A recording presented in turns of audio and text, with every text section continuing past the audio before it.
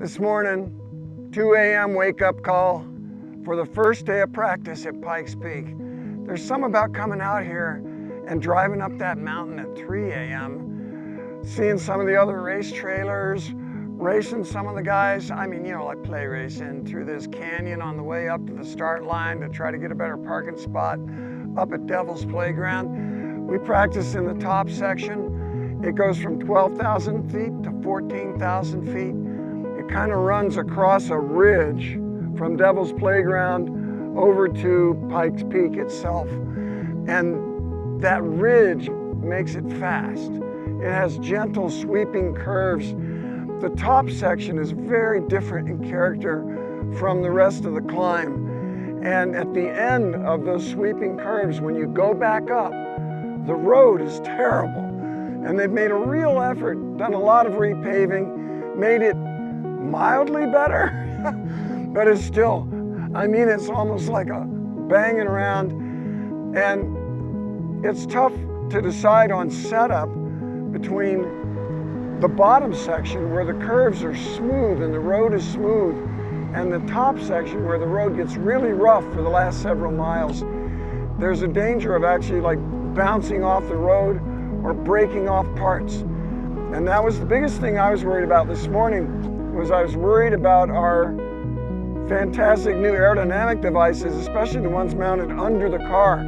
We have these kind of skirt things, and there's some really cool, sophisticated aeronautical tricks going on underneath the car that you can't see, that are made out of carbon fiber and that don't like slamming the ground, and there was some of that going on. And we had a moment there where team leader and co-owner Ben Schaefer and I had a heart-to-heart about our strategy today, and he was talking about taking it easy and being careful, and what a deja vu flashback that was to 2020, when I was up there having that exact same conversation with Ben before our first run of the tricky top section, and I hit a big bump, and for about 3 or 4 good excuse reasons, I crashed the car. So we were not going to do that again. So for the second run, we raised the back of the car because the only real damage we saw was in the side skirts. And they're near the back tire, they're hitting the ground hard. And the team was worried that the carbon fiber would wear right through. And I was worried because when it hit that, the car would bounce off the bump and the rear of the car would actually come a little bit in the air, it felt like. So there's a lot going on these bumps.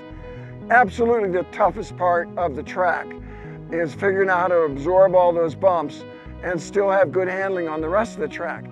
Because our aerodynamic devices, like that floor underneath the car, the diffuser in the back, and especially the big splitter, that big tray sticking out in front of the car, they all need to be close to the ground.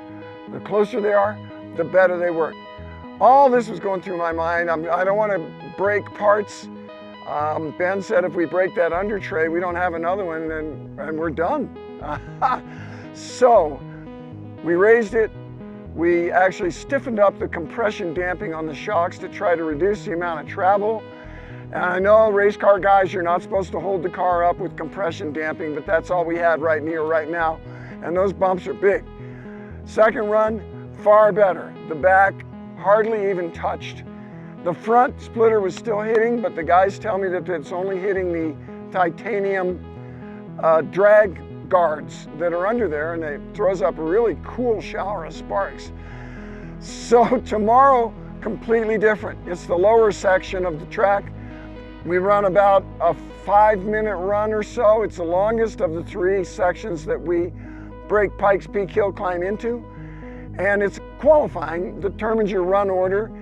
The run order is not terribly important, but there's a lot of ego and satisfaction in it by being quick, turning a good time. And I think the car is going to be fantastic down there. It's very racy. We've made it lower and stiffer to make aero work better for us this year. And that's what I was working on today, getting those aerodynamic parts through the bumps up top. And we still are working on our strategies for how tall and how soft to make the car to survive the top and be fast at the bottom. Stay tuned.